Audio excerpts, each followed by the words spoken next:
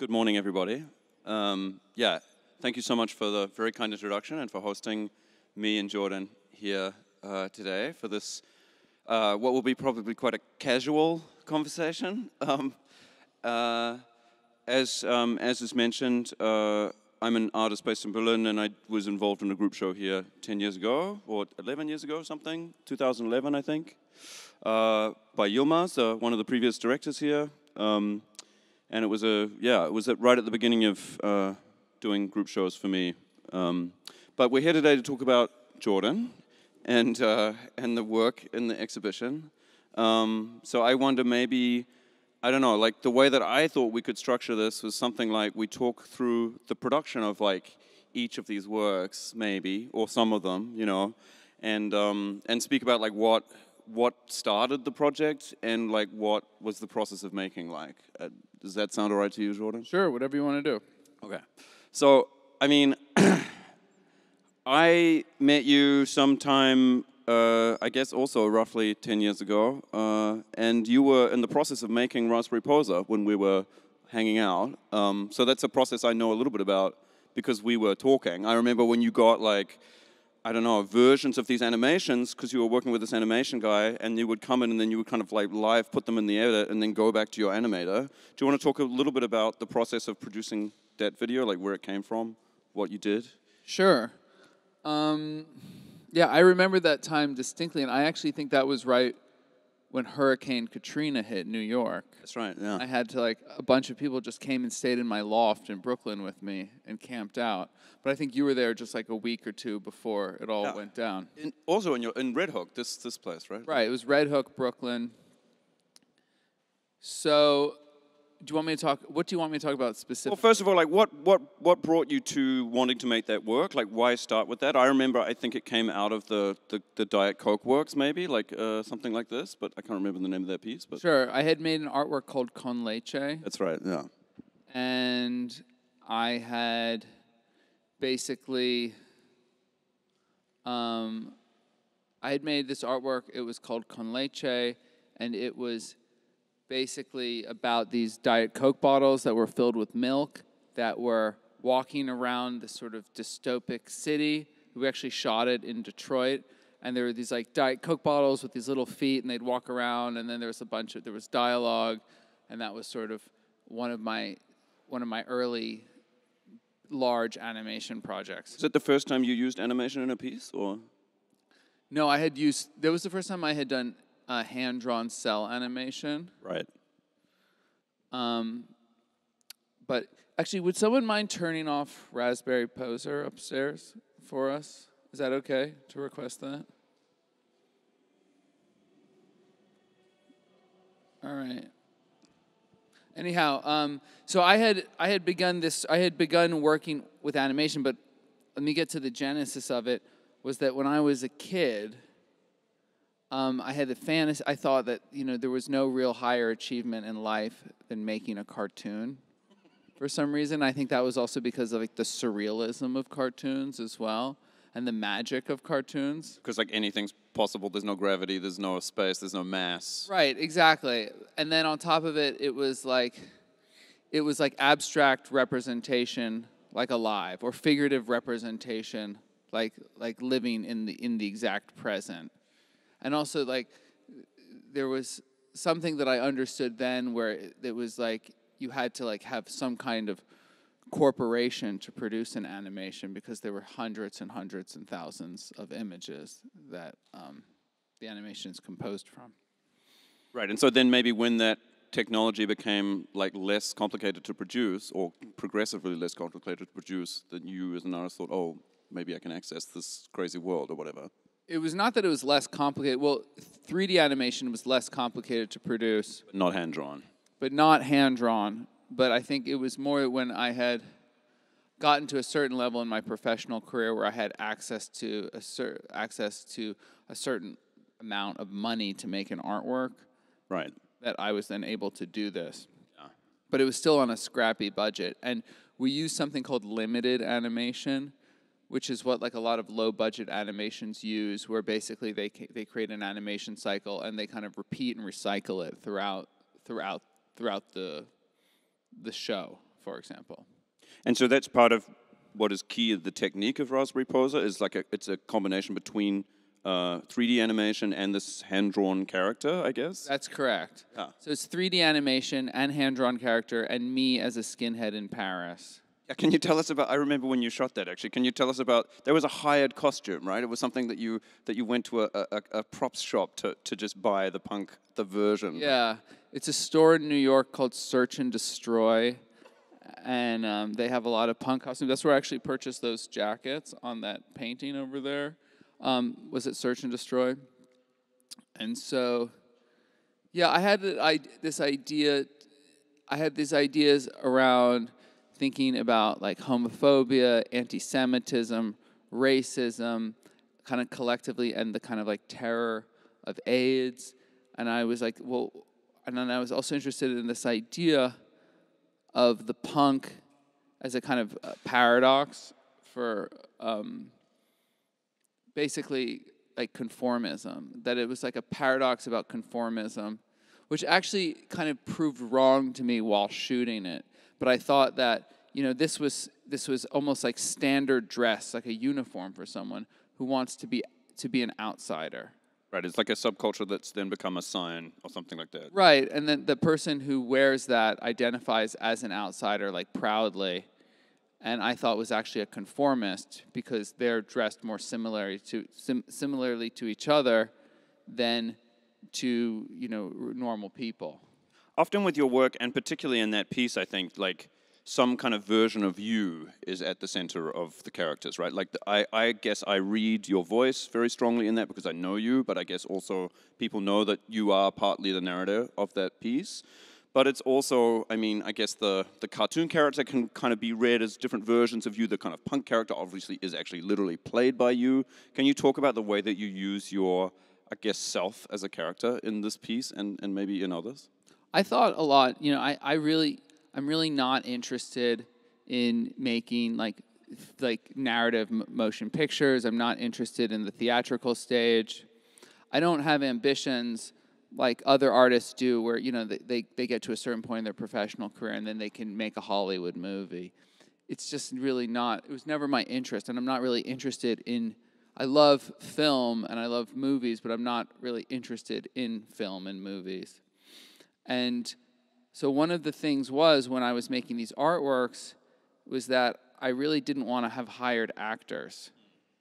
And as awkward as it would be to have me in it, I thought that by me being in the work kind of completed the work, that it was like similar to having like the artist's hands present in the painting, for example. And as much as all of these artworks are fabricated, I want to have some type of presence in them, like, you know, as a kind of artistic, directorial presence in them. And so it's like, to make it complete, I use myself. And yeah, and one of the big questions, the biggest questions was with the piece Real Violence, was it going to be myself? And I really didn't want to do it. Then who else would it be, right? Who else would you get to beat somebody up or whatever? Right, and also, there's 2 points. I think the gestalt of it becomes more strange that it's me. It's absurd, and it's like perverse that it's me enacting this act of violence. And then on the other side, it's like, I think it's important to recognize that an artwork has a conflict between an objective perspective, which is like the subjective perspective of consciousness, right? That you're like a single point of perspective, and the subjective body, or the fact that the viewer has a body that is subjective and has gone through experience and has collected experience and changed through experience. Through the modalities of experience, this subjective form has changed, yet is in conflict with its objective point of perspective. And that, so an artwork sort of exists as a kind of flake or fragment of consciousness. And so I had it in mind that this conflict should be retained and embedded in the artworks. Again, returning to Raspberry Poser, just to drill down a little on the construction of it, I also think it's really remarkable the way that you've used like pop songs, just played over, like contemporary pop songs of the time, right? Played over, and it always reminded me of the history, actually you say you're not interested in cinema, it reminded me of the history of video art, actually, because it reminds me of like Kenneth Anger, or something like that, or Jack Smith, these people that also use kind of pop tunes in the kind of heyday of, I guess, mid-century avant-garde cinema. Can you talk about the process of putting that together? Was it a reference to those practices? Totally. I mean, 100%. That I was really struck by, Rabbit Moon, which is considered, by Kenneth Anger, which is considered the first music video. And what happens in Rabbit Moon is actually he loops the song, which is really interesting. I thought, I thought that it was interesting to appropriate a piece of pop music and potentially not change it, or change it just slightly. And the less you change it, the more radical the appropriation becomes. Because I'm not trying to change it artistically.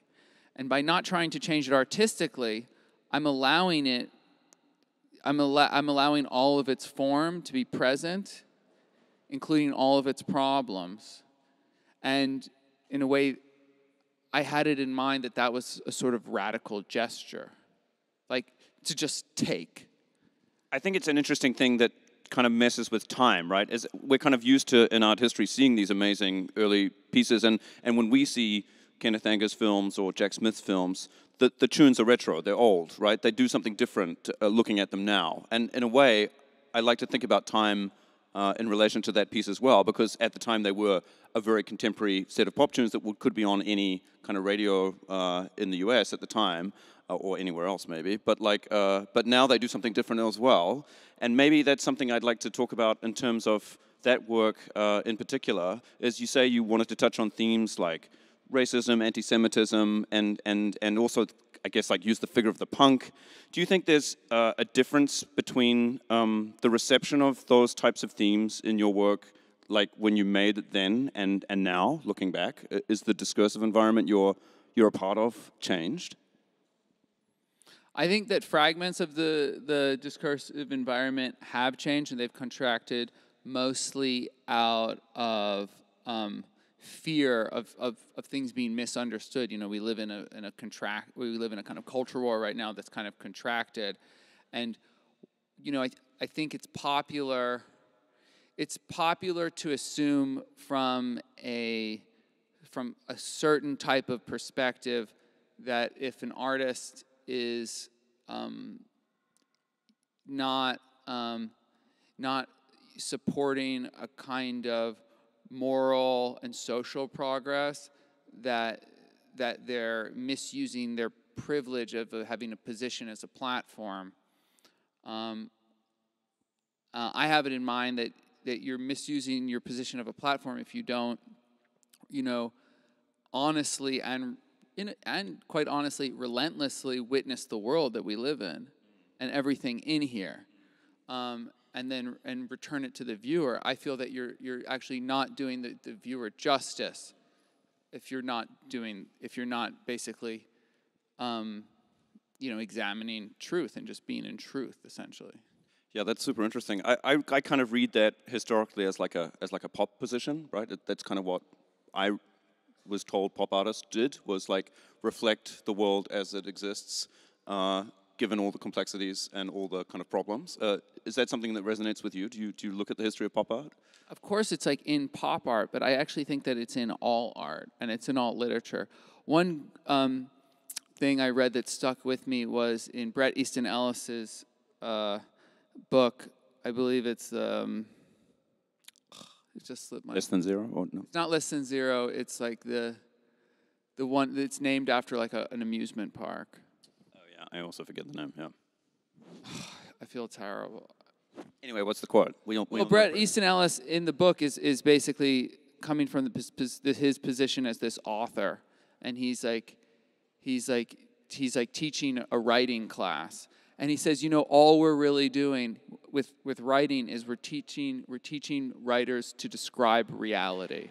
And that's all we're really doing. It's like what we're really doing is describing reality. And the way to describe reality is to come from a subjective and potentially, or not potentially, like consistently distorted perspective. And that these distortions are able to in repeating reality through distortions and distorted scenarios, like we're able to make contact with the truth of reality. That's so interesting. I'm also wondering then about your position. We talked about you as a subject, you as an actor, but you also kind of inhabit you as an identity in a way in a lot of the pieces and kind of play with that, or at least that's how I read it. Can you talk about the way that you think about your Americanness, your Jewishness, your all of these things that kind of come with your sign value, I guess, as a maker when you're making? I think every individual identifies as an outsider, like including yourself. Right. Like today, I'm the outsider because I'm having this museum show, and you guys are not having this museum show. But it's true. If you think about it, that makes me an outsider. Simon's an outsider. Or an exception. Yeah. Simon's an outsider because he's also an artist, but it's not his show, and he's talking to me. That makes him an outsider. Do you know, this man right here is an outsider because he's sitting at the front row and no one is sitting in front of him. That makes you an outsider. No, I'm serious. And that you're not wearing socks makes you an outsider. It's a great pair of clogs. So it's like there's all these different things in our lives that make us outsiders. It can be, your financial standing. It can be your professional position. It can be the color of your skin. It can be your ethnicity. It can be your sexual orientation. It could be like where you're from in the world. And I think that every human being, because of the tribal complex and the fear of being booted from the tribe, and also the desire to ascend within the tribe, we all have inherently, and every single person has an outsider complex. And so, in order for me to make my art, and I have to sort of turn the volume up on the subjectivity of myself, right? So if we talk about that, consciousness is a single perspective, that like we all just come from a single objective perspective, and then that's when we are able to kind of, it's like almost, it's a very spiritual way of thinking of it. It's Buddhism, like the idea of you're a single point of perspective. However, it's situated. Right. And you're saying contrary to your subjectivity, that I, of course, like have to bring my subjectivity into a high distortion frequency. And so using my Semitism or my background or my race or my sexual orientation kind of twists this thing into the subjective and kind of pushes into an objective space. So it's by exaggeration, it becomes kind of something bigger than you. By exaggeration and distortion, I believe that there's the potential for a kind of expansion of content for the viewer. Yeah, that's a very interesting way to frame it also. I know you as an artist who's very, very focused on the making of the work, right? You're very involved in every stage of production, and each piece is produced perfectly. You don't make something quickly, or at least I've not known you to be somebody that makes something quickly. And that's as true for the kind of like video pieces as it is for some of these sculptural or assemblage pieces that we're also in the space. Can you talk a little bit about the importance of making to you, of the process of making? I mean, there's nothing more important in my life than the importance of the making of the work. I mean, I'm completely saturated by it, and like I'm sure you are, and many other artists are. You know, a lot of it takes time because I'm not always in a good mood or I'm not always present. And so I constantly, like I do a lot of, I'm constantly trying to check in with my body and my mind all the time. And I have to work in parcels. I basically will have like a good hour on Wednesday and a good hour on Thursday and a good hour on Friday. And then I try and just take those hours and I put them together to compose an artwork. You know, it's like every day you go to the studio, and I always, my attitude is, and I try and tell younger artists this and my friends when they're frustrated, I was like, if you get one good thing in a day, if you can get one good thing, and my friends who are authors say this as well, like if you can get one good thing in a day, you've succeeded. There's like a discipline to knowing what that good thing is, right? And also knowing yourself, or being able to listen to yourself to know when you can produce in a particular way or not, right? Because, I mean, I've been in situations myself where I've just pushed through, right? Where I know there's a deadline, I kind of like go towards it.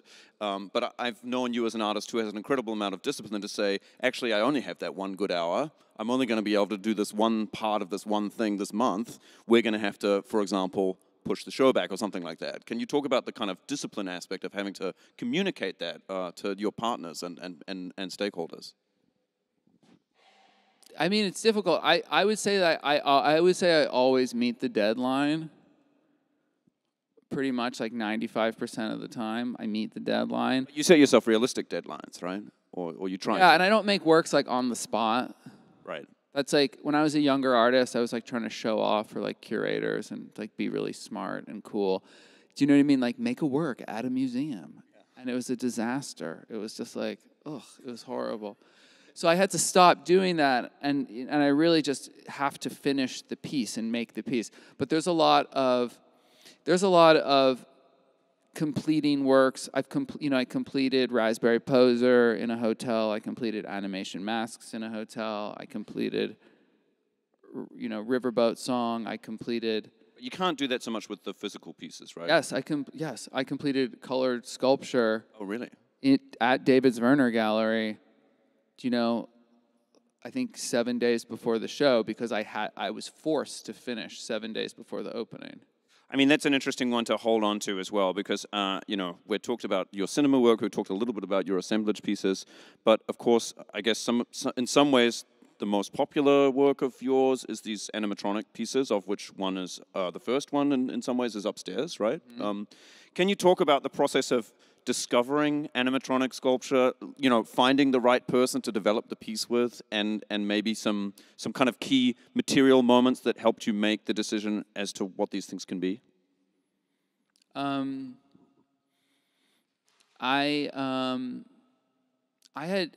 didn't have it in mind to make animatronic sculpture.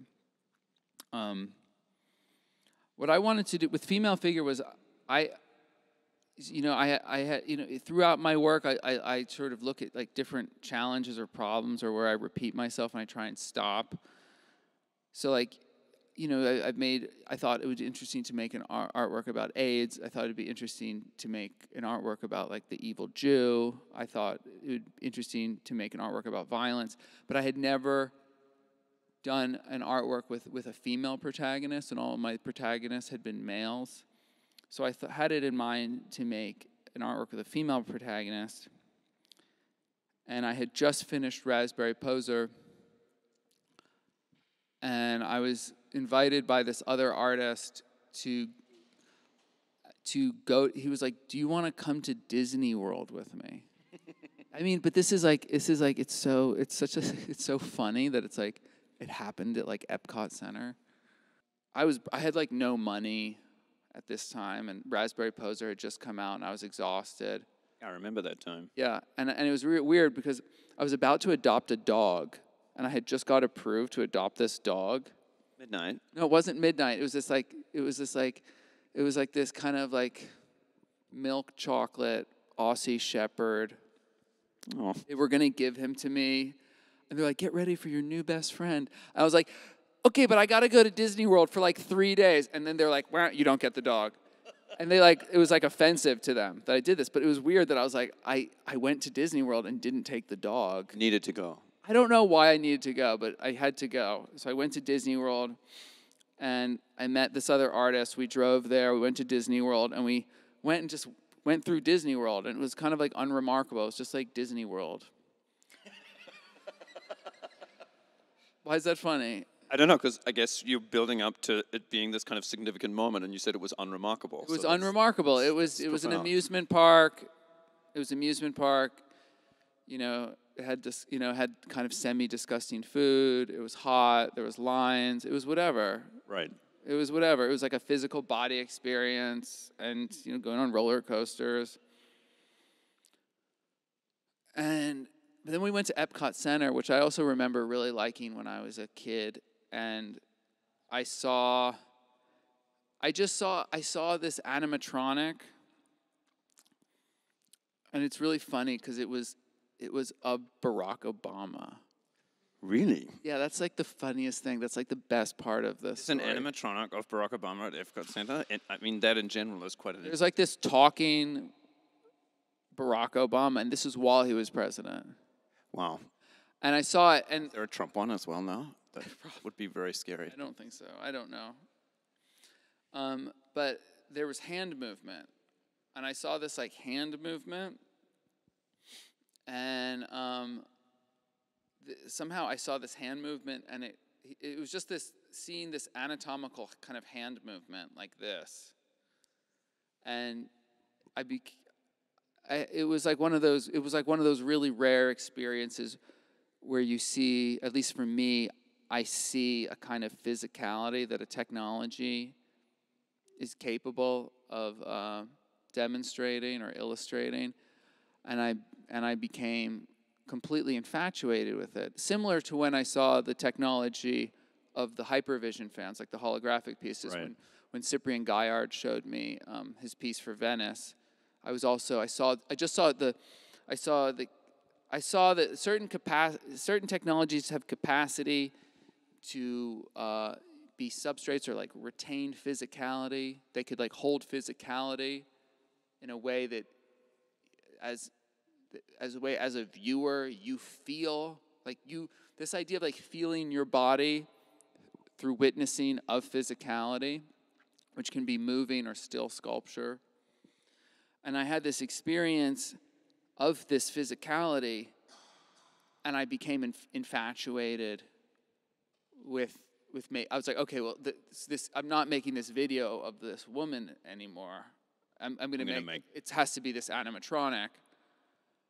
And I had to reorganize my entire professional career in terms of the galleries I work with in order to do it. Because of the capital involved in producing such a thing. Yeah, it was just so I became obsessed. Right. But it was like, I became like, there was nothing that was going to stop me from making this thing. And it was one of those weird moments. It was like where I saw the whole piece, I saw the whole piece really within like a half second in my head. And it really is what it is. And I just saw it, and I kind of, retained it and did it. And where do you go from there? You then were at the Epcot Center. Did you pitch somebody on the spot? Can you show me how to make one of these things? Like, how do you get into that next stage? Okay, so then I contacted this man in Holland I did some research, and there were some videos online, and I contacted this person who had a great show reel. And it was a Dutch person. Yeah, his name was Gustav Hogan, and I contacted him, and he had a show reel. He had done Prometheus, the Ridley Scott film. Oh, wow. Yeah. And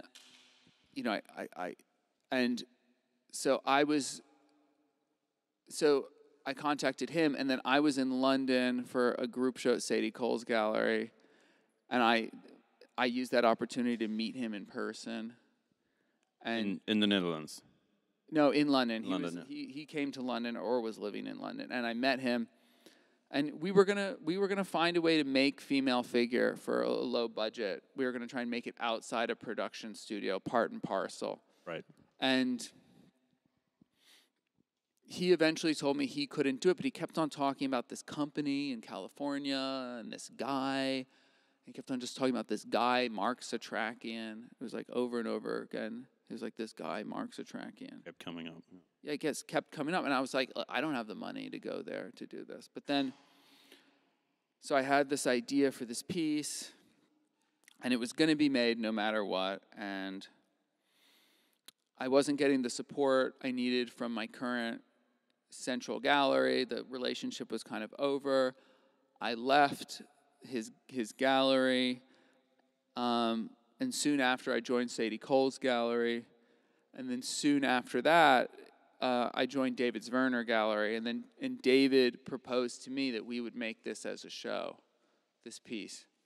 And I had actually been invited to the Whitney Biennial to present Female Figure, and then that didn't happen. They disinvited me. Because the piece was not to their liking. I don't really understand why I was invited and then the invitation was not completed. It was kind of unclear to me and, of course, hurtful and kind of sad.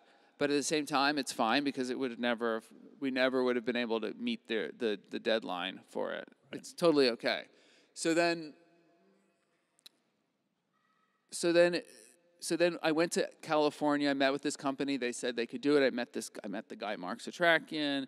And suddenly we were going to do it. And yeah, we had and continue to have an amazing collaboration. And Aaron Hartnett, who's working on the piece upstairs here, he was also involved in that first exhibition. Can you talk about developing the methodology of like, I guess, like proposing an idea and then seeing it gradually become a reality? Like, what are the moments of contact? What are the parts when they just go away and do whatever they do, and you come back and say, actually, I want this or that? Or like how intense is that back and forth? The thing is that when you work with someone like Mark Satrakian, or you work with an animator, like for example the animators who did Raspberry Poser or Animation Mask, you have to realize that the animator isn't just this technician who like does stuff for you. The animator or the roboticist is essentially a performer. They're a puppeteer. They're a performer, and they're doing a performance. And so you have to treat them and hold the relationship like that. And as an actor in a film, for example. Yeah, and that they're, this person is not someone who's going to just do what you say. This person is going to have an interpretation. And you kind of have to let them have their interpretation. And when you do that, the work gets better because it's not all yours anymore. Because I remember like when I was working on Animation Masks, and there's a scene of the guy punching himself in his face. I thought to myself, absolutely no. Absolutely, that can't be in one of my artworks. I would never do that. And then I stepped back for a couple of days. I let my ego chill and the whole thing. And then I was like, no, that's great because I would never do that. And that's something that an animator would do. And that comes from another culture outside of the art world. It's like not part of art. It's not part of like art think, which I was so indoctrinated to as a young person. And so it's like, it was the aesthetics of a gamer. It was the aesthetics of someone who like wants to animate like Shrek or Little Nemo or whatever. Right. Do you know what I mean? Yeah. And then you appropriate that into your work and you have something that kind of hasn't been in art before. Maybe. Do you know? I do, yeah. I mean, maybe this is a good transition also to talk about. I know you're also, as an artist, who the voice of and the dialogue with other artists, both living and dead, is very important, right? You're a viewer of art, you're a lover of art, you collect also art. Can you talk about some of the relationships and the way and why that dialogue is so important to you with other living artists, but also kind of with, I guess, art history or something like that, or some version of a canon? Ever since I was a little boy, and even before I decided to become an artist, I had powerful experiences with sculpture and painting. Some of my most powerful I have basically powerful experiences with sculpture and painting, and then I had this powerful experience at a dam, which is the Hoover Dam. It was a small dam in Connecticut, which is about an hour outside of New York, and there was this river, and it had a dam, and the dam allowed the water to pass in a way perfectly over it. It was like this dam. It must have been like 1.5 meters, and it was like a flat piece of concrete, and it was 1.5 meters, and the river would just flow over it, but in such a way that the river would become totally placid. And one of the most powerful memories of my childhood was going to the dam and then just manipulating the water with my hand and just moving this. It was like this just moving form. It was just like movement. It was like pure movement. And if you look back to your childhood, you really you have memories of trauma and then some positive things like this. And so this is one of the things I have. And I also have a memory of, looking at sculpture and painting. And then when I decided to become an artist, I started seeing contemporary art. And I really distinctly remember seeing, when I was 17 years old, Matthew Barney's drawing Restraint 4. And it took place in this Art of the Century show at the Whitney Museum. And I just was transfixed, and I just thought this was so weird and so strange. And then I didn't know who he was. And then I got to art school, and I remember we were obsessed with Matthew. You went to RISD, right? I went to RISD, and then we got bootleg copies of the Cremasters, and I was obsessed with Cremaster 4. And it's just that my experiences with art have been so powerful. And then, later in life, I'm having experiences with Caravaggio. I'm having experiences, with Brancusi, Picasso, Michelangelo, Henry Moore, and also just contemporary artists living today, like someone like Carol Walker, or Bruce Nauman, or Elizabeth Payton. And there's just people who are, I'm having really sensitive experiences with other people's work. I love art so much. And so I'm having these big experiences with other people's art. And in a way, I just want to bring that back to the viewer. And I think that's why also my work is really hard and really tough, because I feel that the tougher, the harder the work, the more respect I'm bringing to the viewer. Can you dive into the toughness? What do you mean by tough in that way? I mean the truth. It's truth and integrity are bound together. And if you can really be in truth and be in integrity, you're delivering someone a very hard message.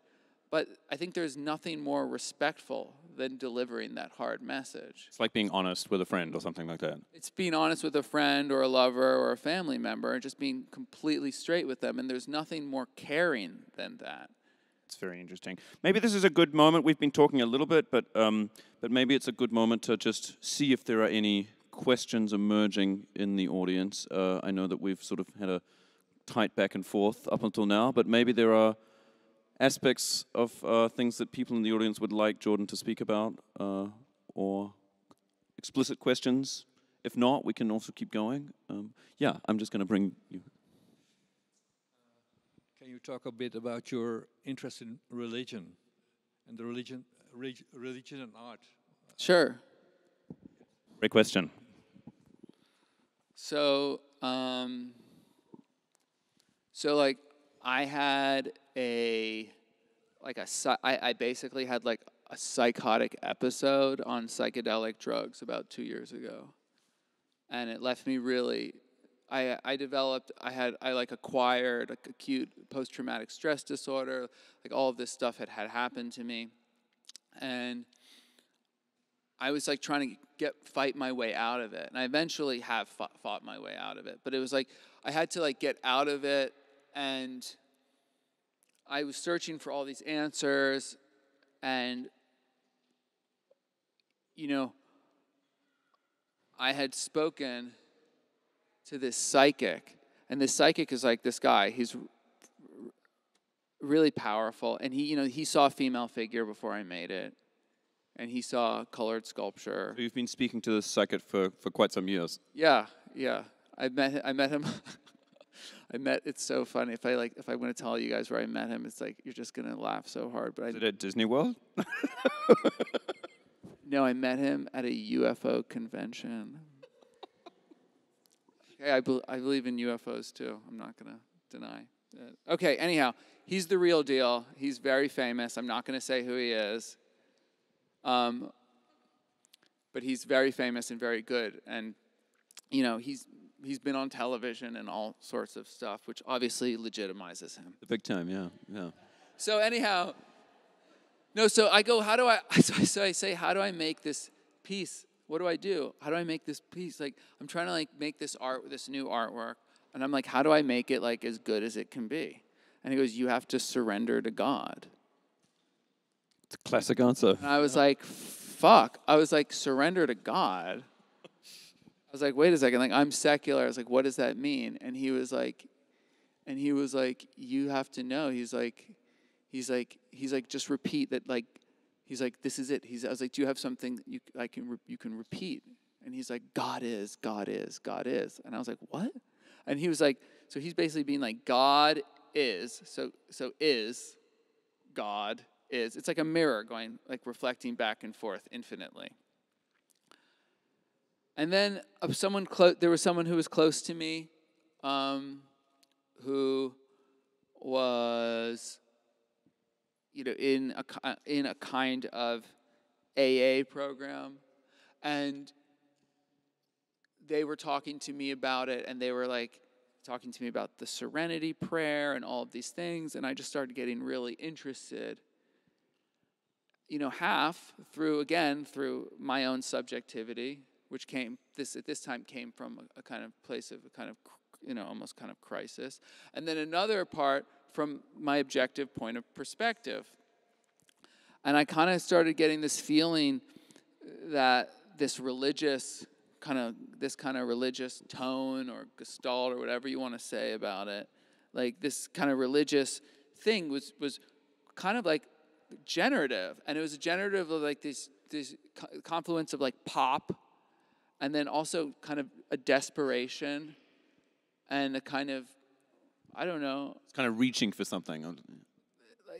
There's a kind of patheticness to it and a kind of power to it. And there's something overtly personal about it. And then there's also something kind of overtly concealed about it. It just had, to me, it had a combination of tensions. And I also thought that it kind of, I thought that, it could kind of skate the line of something, being enormously authentic, and also that potentially could slip into something enormously cynical. Disingenuous and something, yeah. Yeah, exactly. That you could slip into kind of this almost it's like a ledge between authentic and disingenuous, and that created a kind of interesting tension. That phrase is also upstairs in some of the, or at least one of the assemblages. Yeah. Right? This God is, God is. This is kind of bumper sticker thing. So again, this tension, I guess, between authenticity and this kind of desperation, and something that could be very disingenuous, like a bumper sticker could be, right? Quite a cynical object is there for me when I see it. Did we address your thoughts, or do you want to have a follow up to that question? Well, what interests me is the relationship between, let's say, the practice of an artist and religion as a field. Is it something which is connected, or which is on the other side of the border, or is it just an interesting phenomenon? How do you see it? I see it here. First, I think I'd like to ask you a question, sir. Are you a religious person?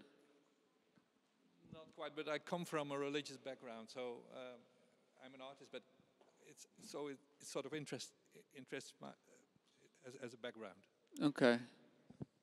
I think first of all, I think religion is our one of our first traumas, in a way. Right?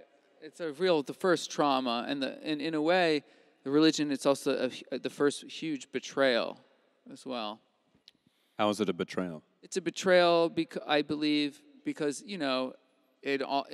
I believe that in most religions, or if not all religions, that it's a betrayal because it's based on a kind of myth and a story and moral code that you're supposed to stick with, and this idea about the creation of the earth and all of these things. And in a way, my feeling was that it's a kind of betrayal.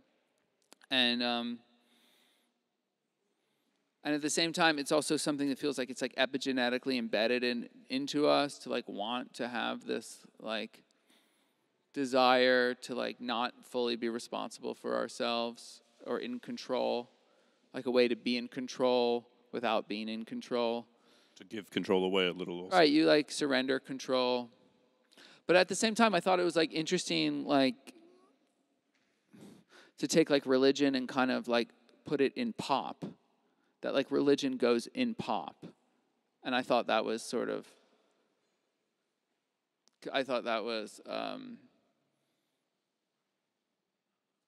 felt like that was a kind of generative. Are there other questions in the audience anywhere out there? Or how are we doing for time? You have a question? Yeah, great.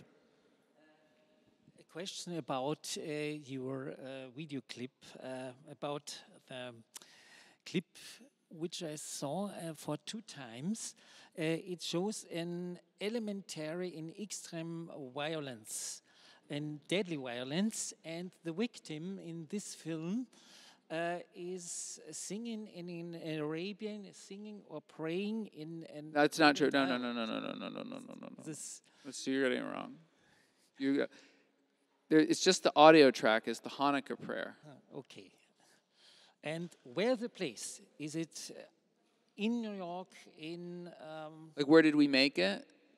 The place where the photo shot, where the film was recorded. We shot the film. A lot of people think it's New York City, but we actually shot it in downtown Los Angeles. Downtown. Yeah. Yeah. Okay. That was the question. Okay, it was shot in downtown Los Angeles. Reactions of the audience and the environment and the people around. No reaction in the car. There were standing cars. The people did not look, did not get out, did not try to help. Yes, that was all on purpose. Okay. It was completely staged. The whole thing. All those are extras. That wasn't like we didn't like shoot it on the street and people were actually driving by. It was actually we completely closed off the street to make the artwork. Thank you. You're welcome. Any other questions for Jordan? Well, I don't know. How are we doing for time? Is this a good time? I think, Jordan, do you have something you want to say about the show before we close this conversation? No, not really, no. Thank you for spending time with us. Thank you.